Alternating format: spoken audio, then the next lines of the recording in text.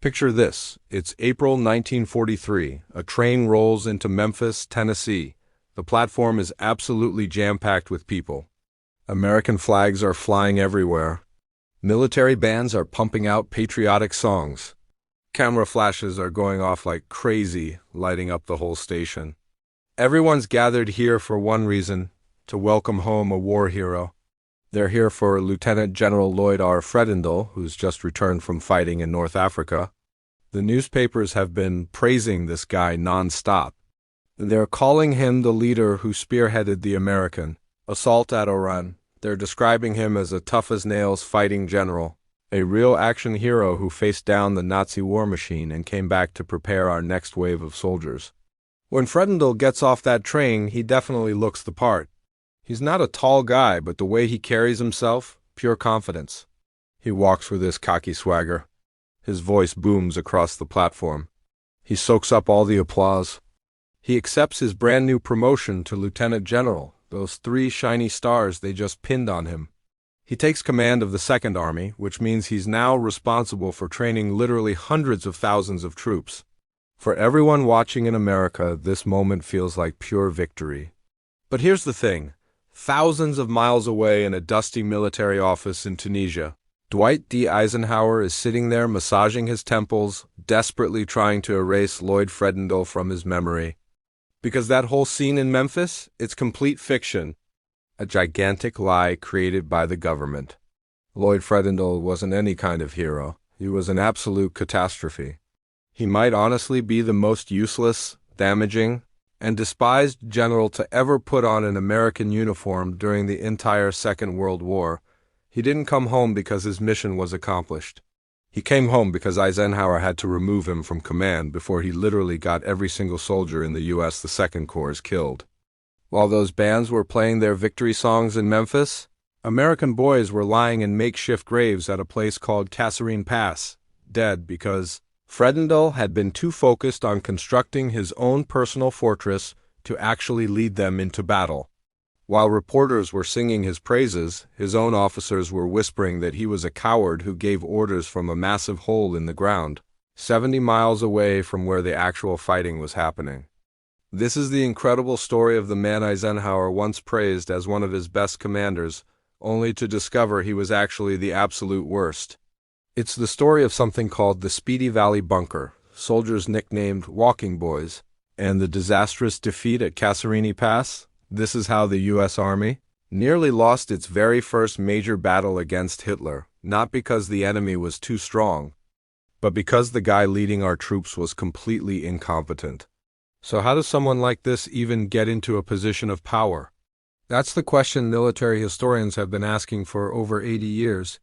How did someone so obviously unfit for command end up controlling the lives of 30,000 American soldiers? The answer is pretty simple. Appearances can be incredibly deceiving. Lloyd Fredendall looked exactly like what you'd imagine a general should look like. He sounded like one too. He had this aggressive, jutting jaw. He talked in this rough, street-tough kind of language. He was loud as hell. He had strong opinions about everything. General George Marshall, the Army Chief of Staff, the guy who picked all the military leaders, he really liked Fredendall. Marshall said Fredendall had determination written all over his face. During the practice war games back in 1941, Fredendall had done pretty well. He was excellent at paperwork and organization. He was great at moving units around on maps during training scenarios. So when they started planning Operation Torch, the big invasion of North Africa, in 1942, Marshall put Fredendall's name right at the top of his list. Eisenhower, who was the supreme commander of the operation, had complete faith in Marshall's judgment. He actually wrote Marshall a letter saying, "I bless the day you urged Fredendall upon me." Just think about those words for a second. I bless the day. That might be the most painfully ironic thing Eisenhower ever put in writing. In November 1942, Fredendall commanded the Center Task Force during the landing at Oran in Algeria. Everything went smoothly. The soldiers made it to shore safely. The Vichy French forces surrendered pretty quickly. Fredendall received the Distinguished Service Medal for his efforts. His reputation was absolutely sky-high at this point, but the warning signs were already showing up. You just had to pay close attention to spot them. First off, there was how he treated America's allies. Fredendall didn't just dislike the British, he absolutely hated them with a passion. He despised everything British. In this coalition war where Americans and British troops had to work together side by side, Fredendall openly showed his contempt for British officers. He avoided talking to them whenever he possibly could. But his hatred didn't stop with the British, he also couldn't stand the French. And even worse, he seemed to despise his own American subordinates. Fredendall was the type of leader who controlled through intimidation and isolation. He didn't want anyone's advice or input, he just wanted blind obedience. He had this particular grudge against Major General Orlando Ward, who commanded the 1st Armored Division.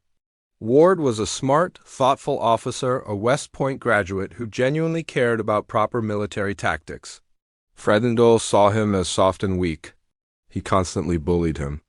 He went around him completely, giving orders straight to Ward's subordinates and destroying his authority. He treated the commander of America's entire tank force like he was some kind of delivery boy, and then there was this weird slang he used. Most generals give orders in clean, precise military terminology. Something like, move the 2nd Battalion to Hill 405. Clear communication saves lives in combat. But Fredendall spoke in this bizarre made-up code language that only he understood. He thought he was being really clever, confusing any Germans who might be listening to radio communications. But the only people he confused were his own American troops. He refused to say infantry, he called them walking boys. He wouldn't say artillery, he called them pop guns. He wouldn't say tanks, he called them big fellows. Just imagine you're a radio operator right in the middle of a fierce battle. Explosions are going off all around you, and suddenly you hear your corps commander screaming through the static, move the walking boys to that place starting with C and get the pop guns to help out the big fellows. It wasn't clever or funny, it was genuinely dangerous. It showed a mind that wasn't taking the serious complexities of modern warfare seriously enough. It revealed a man who was playing at being a soldier, using cowboy movie language to hide the fact that he did and actually know how to deploy a division properly. But the biggest red flag wasn't his weird language, it was where he chose to position himself. As American forces pushed east into Tunisia, getting ready to face German troops for the very first time, Fredendall did something completely unprecedented. He just stopped advancing. He discovered a canyon near a town called Tebessa. This was 70 miles behind where the actual fighting was happening, a safe, hidden ravine called Speedy Valley. And right there, while his soldiers were sleeping in freezing mud and rain at the front lines, Lloyd Fredendall started building himself a little empire. To really grasp just how badly Fredendall failed, you need to understand what he built at Speedy Valley. Most World War II generals commanded from forward positions near the action. Leaders like Patton, Rommel, and Montgomery wanted to be close to the fighting. They wanted to see the actual terrain with their own eyes. They wanted to experience what their soldiers were experiencing. Fredendall wanted to be safe and comfortable. He was completely obsessed with the possibility of German air raids. He was absolutely terrified of the Luftwaffe bombing him.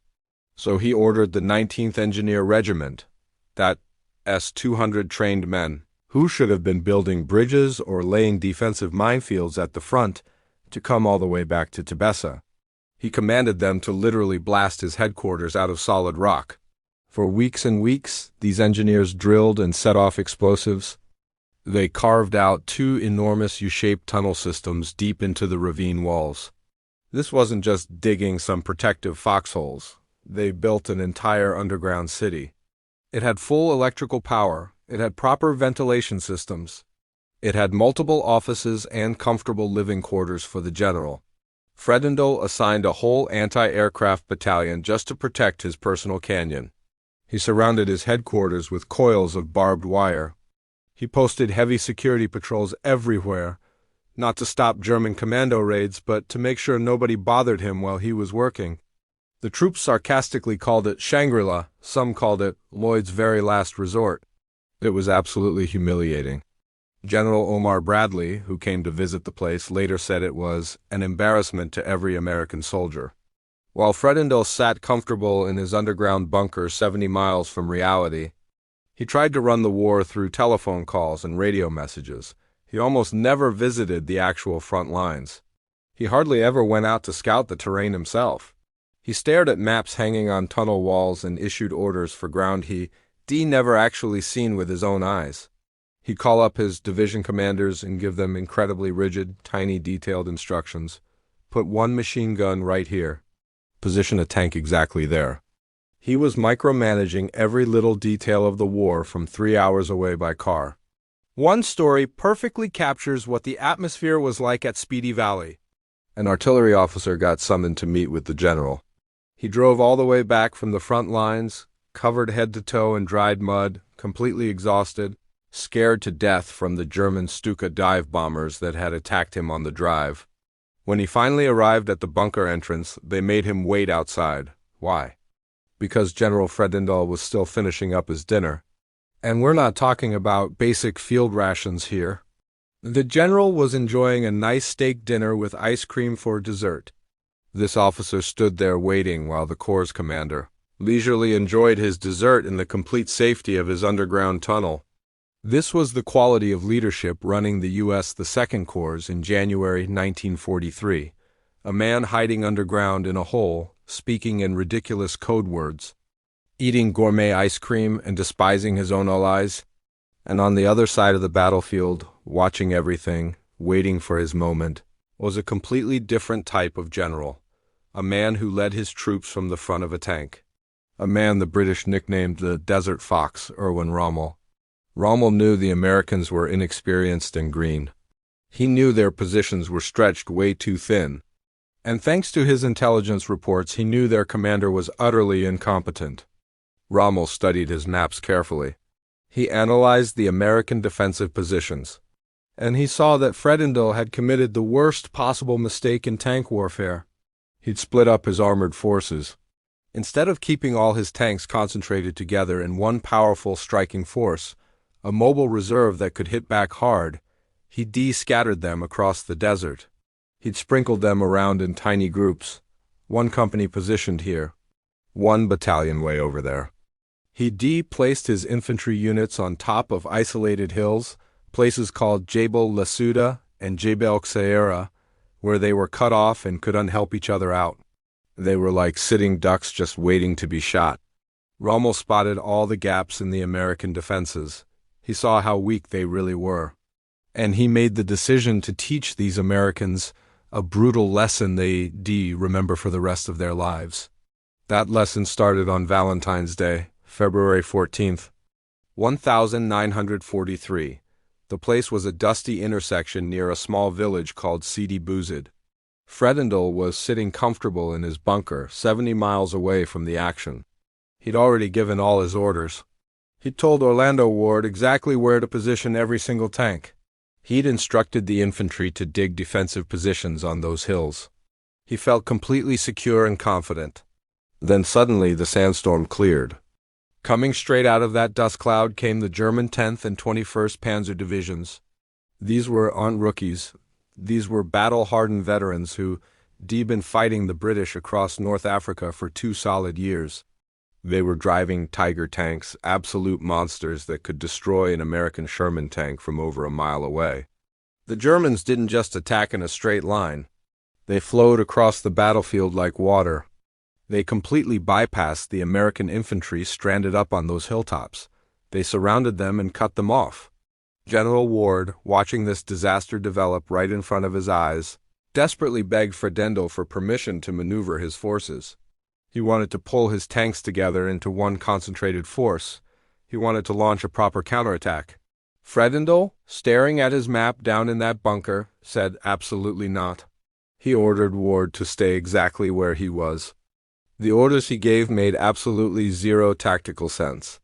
When Fredendall finally did authorize a counterattack the following day, it was basically a suicide mission. He ordered just one single battalion of tanks, led by Lieutenant Colonel James Alger, to charge straight into the teeth of the entire German army. It was like the famous charge of the Light Brigade, except with tanks instead of horses. From their positions up on the high ground, the trapped American infantry watched in absolute horror. They saw the American Sherman tanks driving across wide-open terrain with no cover. They saw the German 88mm guns, the deadliest anti-tank weapons in the entire world, open fire on them. It wasn't even really a battle, it was more like shooting practice at a firing range. Within just minutes, dozens of American tanks were burning wrecks. The entire battalion was basically wiped out. So how did Fredendall react to this disaster? He blamed Ward for the failure. He blamed the British for not sending help. He blamed literally everyone except himself. He sent a message back to Eisenhower's headquarters. He didn't admit, "I screwed up badly." He didn't say, "We're being completely overrun here." No, he used his stupid code language again. He sent a radio message saying, "We have lost the big fellows. The walking boys are in serious trouble." Eisenhower, sitting at his desk in Algiers, was completely baffled and confused. He tried desperately to get a clear picture of what was actually happening. But Fredendall was already mentally giving up and checking out. The defeat at Sidi Bouzid was bad enough, but what came next was even worse. The Americans had to retreat. They fell back to a place called Kasserine Pass. This was a narrow gap cutting through the Atlas Mountains. It was actually a perfect defensive choke point. If they could hold that pass, they'd be able to stop Rommel's advance. But Fredendall didn't go to the pass himself. He stayed back at Speedy Valley in his safe bunker. He sent a subordinate officer, Colonel Alexander Stark, to hold the defensive line. And he gave Stark an order that's become famous in military history for being completely useless. Fredendall told Stark, "I want you to go to Kasserine and pull a Stonewall Jackson." Pull a Stonewall Jackson. What on earth does that even mean? Does it mean stand firm like a stone wall? Does it mean attack the enemy's flank? Does it mean accidentally get shot by your own troops in confusion? It was a meaningless phrase stolen from Hollywood movies. It gave absolutely no real tactical guidance. It provided zero actual support. It was just empty tough guy talk. Stark went to the pass, but the situation was total chaos. Different units were all mixed up together. Nobody knew who was supposed to be in charge. The British were arguing with the Americans. The French were arguing with the British. And on February 19th, Rommel launched his assault on the pass. It was pouring rain that day. Cold, miserable winter rain.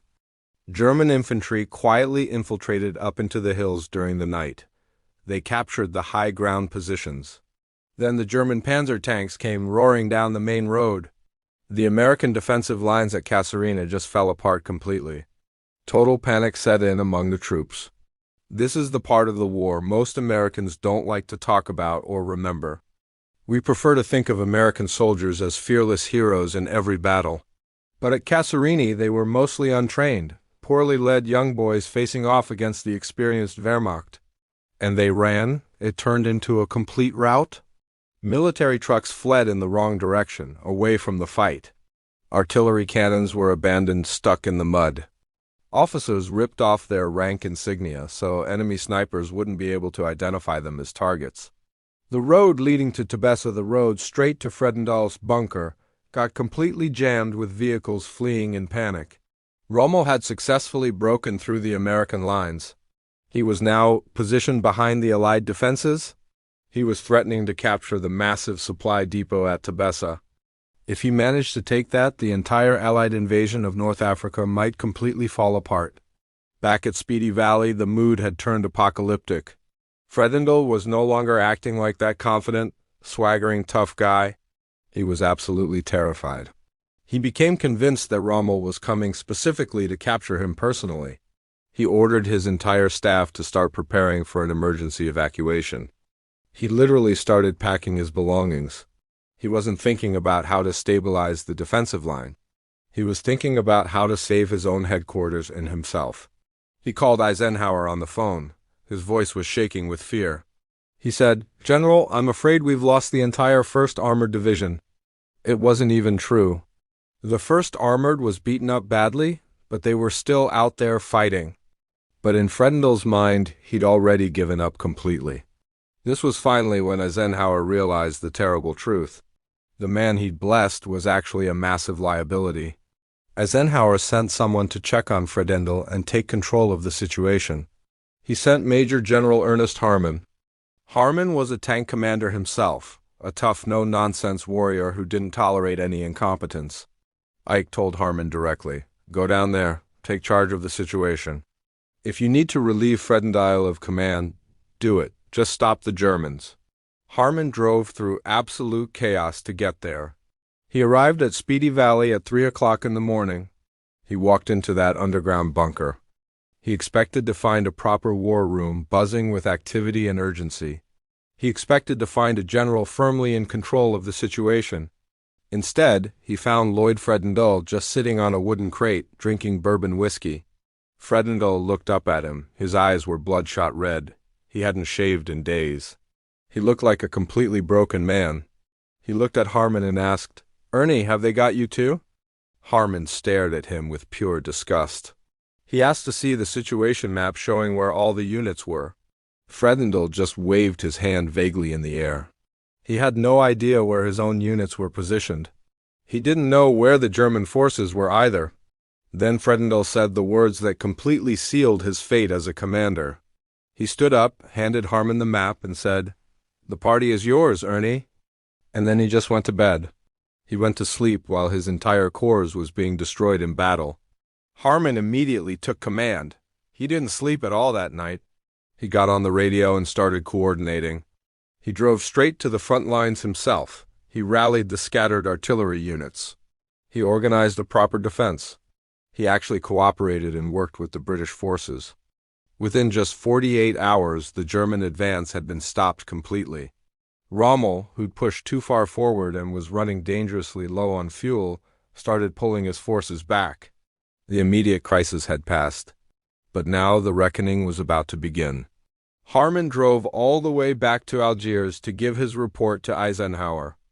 Eisenhower asked him straight to his face, "What do you think of Fredendall?" Harmon didn't sugarcoat anything. He didn't use any code words or slang. He said bluntly, "General, he is no damn good. You need to get him out of there immediately." Eisenhower knew in his gut that Harmon was absolutely right. He had to fire Fredendall from command. But Eisenhower was also a smart politician who understood public relations.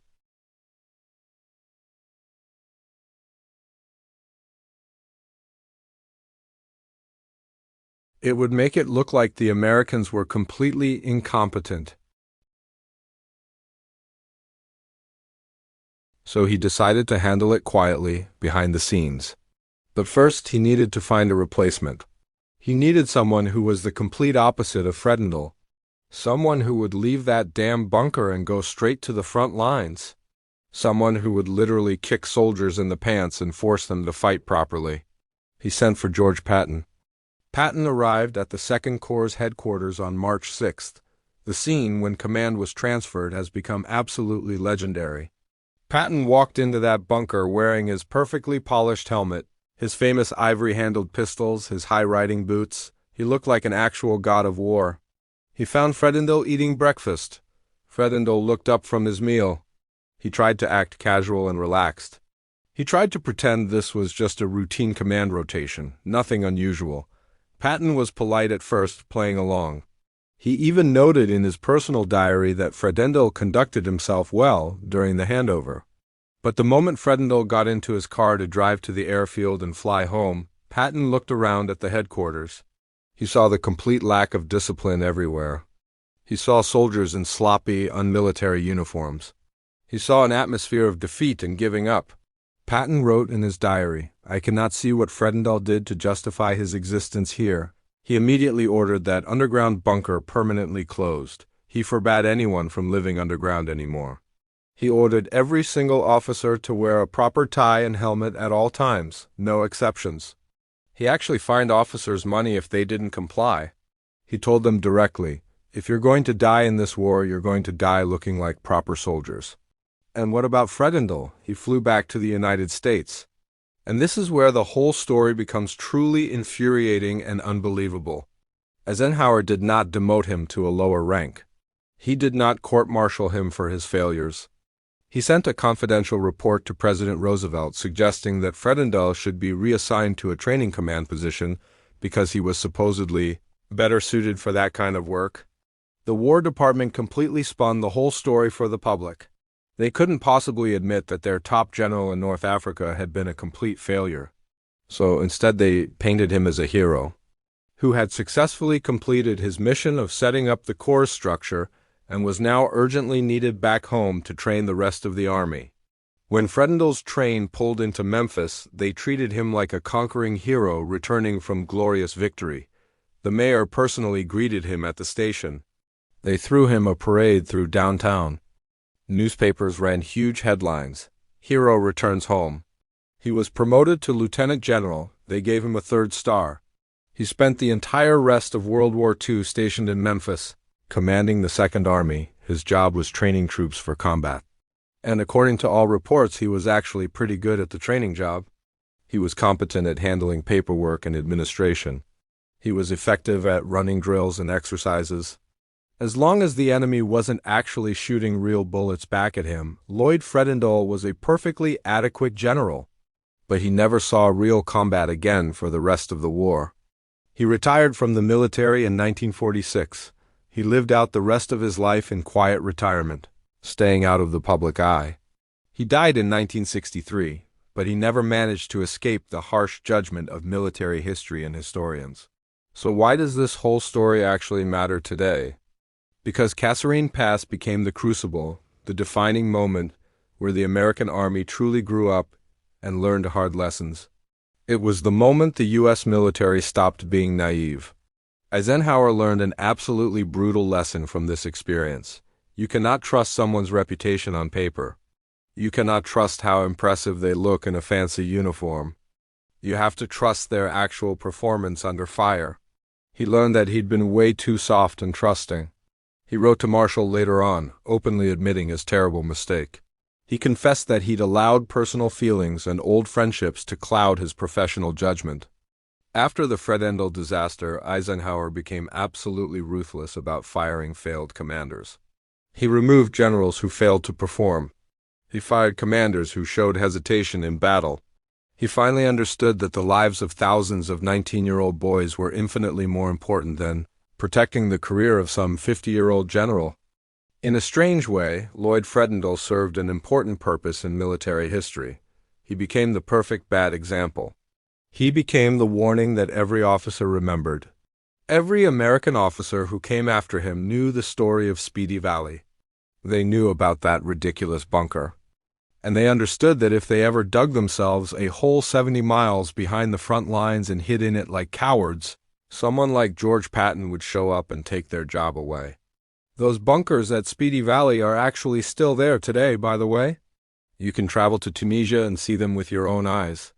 They're completely empty now, slowly filling up with sand and scorpions. They stand as a permanent monument to the absolutely wrong way to lead soldiers in combat. A monument to the hire that General Ike regretted more than any other.